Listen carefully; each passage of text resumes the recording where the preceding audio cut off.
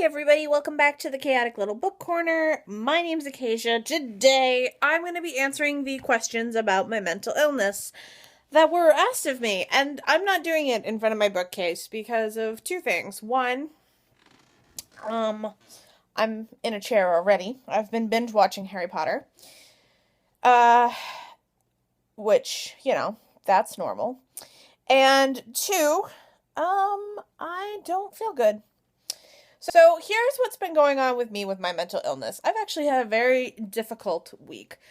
6 days ago, I met this guy and met him online, and he learned about my mental illness, and then I don't even know.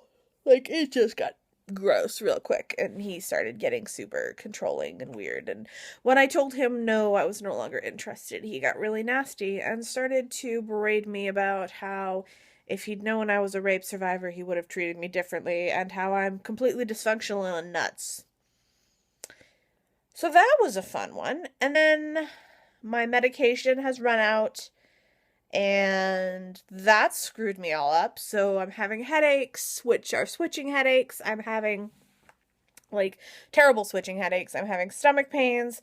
I'm exhausted. I'm not sleeping more than 2 to 3 hours a night. And, yeah.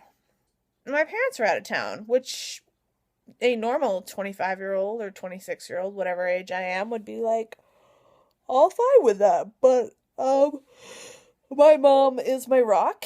And, when she's gone, I go into crisis because that's how I function.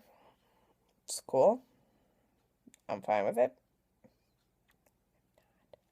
Okay, so I am going to read to you guys the questions that have been asked to me, and I'm going to not read the person's name who requested them, who asked about them, because some people shared some very personal information on my channel, and yes, I know they've now put it out there in terms of, everyone can read it, but it's not my place to out anybody about their mental illness. It's not my place to talk openly about your experience, so I'm not going to do that. I'm just going to answer the questions you guys asked. Just wondering if you journal, and if so, go back and read it to find out what you go through during a fugue state. I hope that makes sense. That absolutely makes sense. So this is a question that I've kind of addressed before, but I'll go a little more into detail. All right, guys. See, this is why I live in a chaotic little book corner. This is why I have a chaotic little book corner, because my family is the ultimate chaotic little book corner. This is just normal. I don't think there's a room in our house where we don't have books. All right. Back to journaling. All right. So I write in a journal every day, 1 to 2 hours a day. So I read I have a normal work day like everyone else. And I probably read 4 to 5 hours a day, maybe 6, sometimes 8. Really varies. I spend I think I take 1 day a week where I edit every single video I'll be posting that week, which usually takes me the full day, and then I journal every single day. So I would love to have a journal for each altar, but right now I can't do that because cash does not allow, and each part of me has a different type of journal style they like. So, I have ones that like to draw, ones that like to write, ones that like to do poetry, so on and so forth. And really weird, if you looked at my journals, you'd be a little freaked out. There's a lot of checking in about how people are feeling that day. There's a lot of discussion of what happened when I wasn't there, or why we responded a certain way to a situation. And then there's also a lot of feelings and emotions involved, and younger parts tend to draw pictures. So, and plus each part of me has a different handwriting style. So it gets interesting, and each one journals differently. So some of them will do dear da-da-da, and write a specific letter to a part that they need to know something. Some of them will just write randomly. Others will just blurt out stuff that makes no sense in the middle of other people's journaling. It gets weird. I was really struck in the first part of the video when you said that you feared that you were going to disappear. That to me frightened the most out of everything that you said. How do you deal with the fear of disappearing? Are you ever scared that that an altar won't relinquish control? Once again, thank you. Okay. Um, so as far as the fear of disappearing, I am daily afraid that I won't come back, and that I will lose full control of my body, or and I can get really in depth and detailed about how my body physically actually can vary based on who is in control, but it gets very gruesome and slightly awkward. And I don't mind getting very personal, but I would really prefer that I was requested to get personal versus I just offer that up. But as far as disappearing, I fear that constantly. I've feared that I was going to disappear for years. I started hearing the voices of my alters when I was about 8, and so I would lose chunks of time, anywhere from like a day to a month to a year. Day, week, month, year. Yeah. So I think the longest I've lost that I can recollect losing was a good chunk of like a 6-month period. I don't know what happened during those 6 months to this day. I still don't know. But I just remember coming downstairs one morning and my mother telling me that I was acting completely different from the way I had for the last 6 months. She thought we were done with this, quote unquote. Which I had no idea what she was talking about. As far as I knew, I was behaving exactly as I had the day before. But apparently, for about 6 months, I'd been extremely complacent and very quiet and very demure. I hadn't really argued much with my parents, and I'd been extremely passive about everything and hadn't really rocked the boat in any way. And that was really scary to me because it meant that not only had I become complacent and very quiet around home, it also meant that at school I'd changed completely there. And I just started to try and disappear into the background of school. And so when I came back, the host, Acacia, and went back to school after having been gone, which, let me tell you something there. When you are, let me just put it this, I don't know what age I was because I have really bad memory for age nowadays, because I've lost so much track of time.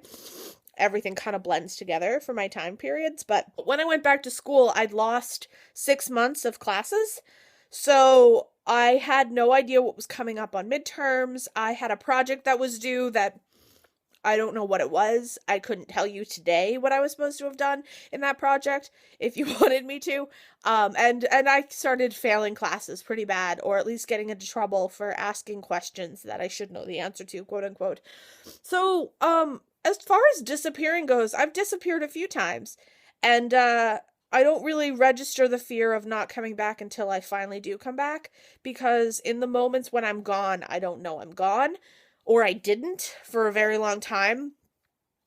Now, when I'm in a fugue state, I'm semi-conscious of the fact that I'm not in control, and it almost feels like I've been locked in a closet, and all I know is that I'm conscious that time is moving, but I have no concept of what is the time frame, if that makes sense. It's weird. How many parts do I have?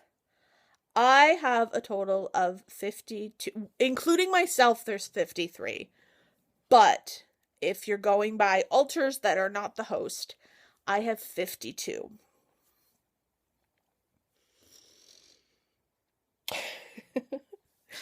Yeah, I have 52. Ranging in age from 3 to 37. And they range in gender and sexuality. It's crazy. How do I function on a day-to-day basis and cope? I wake up and see how my day is. Some mornings I don't wake up, so I miss a day. So my day-to-day life is pretty structured, actually, because if it's not structured, I have a higher likelihood of fuging. And, so I try and control that by functioning in a very controlled environment. But when I lose control or somebody is triggered, everything kind of goes to heck. Um, which sucks because it's not really fair, I have to admit. Like, I have no control over what my triggers are yet because I haven't learned all of them. Like, showering for me is a huge trigger. Being in a shower is actually very terrifying and it's just really huge anxiety for me.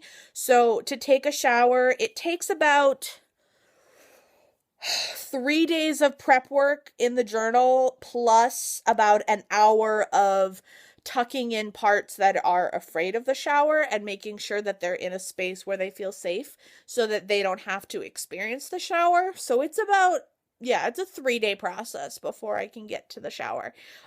Which sounds disgusting, and it's actually really, I hate that fact about myself. Like, I really stress out about that.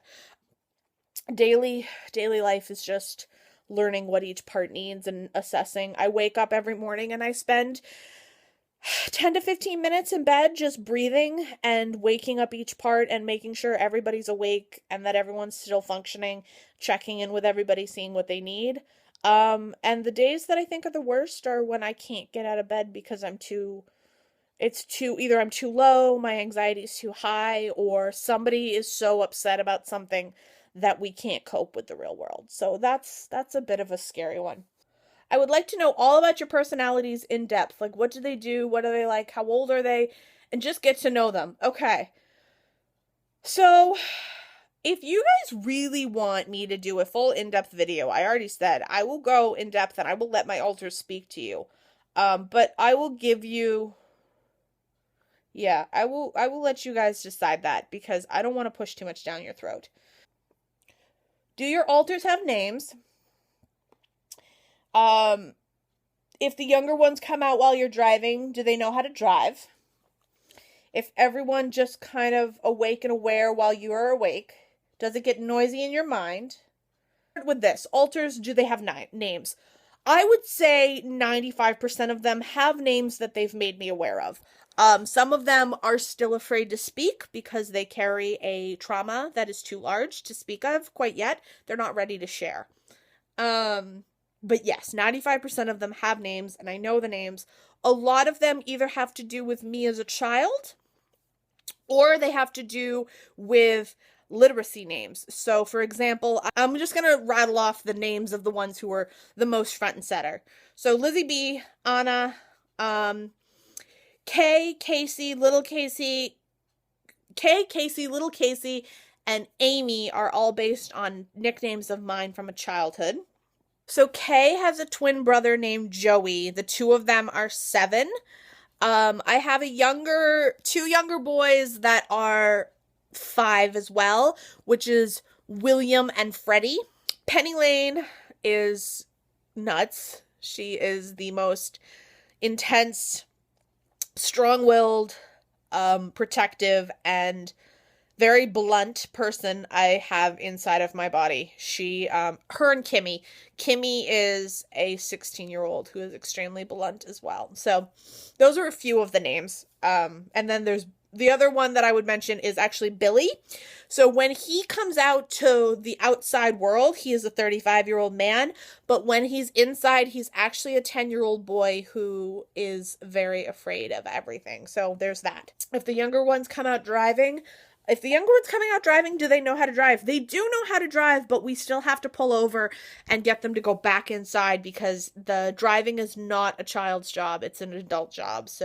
And then as far as throughout the day, are they always there? They're always awake, but I can't say they're always aware. Some of them don't want to be. Some of them I can't let them be. And some of them get too anxious and they'll freak out. It's always noisy. There's always someone talking. It never stops. There's constant sound. In fact, I have someone who calls herself the narrator, and she very specifically showed up when I was around 13, and she actually sings everything I'm doing. So she's narrating right now by singing what I'm doing. It's really strange. If you're interested in reading Civil and you're interested in books that are an accurate depiction of a fugue state or PTSD and memory loss and that kind of feeling that I deal with on a daily basis, I will absolutely be doing a video talking about what books I've come across that accurately depict that. So just hold in there. It's coming, I promise.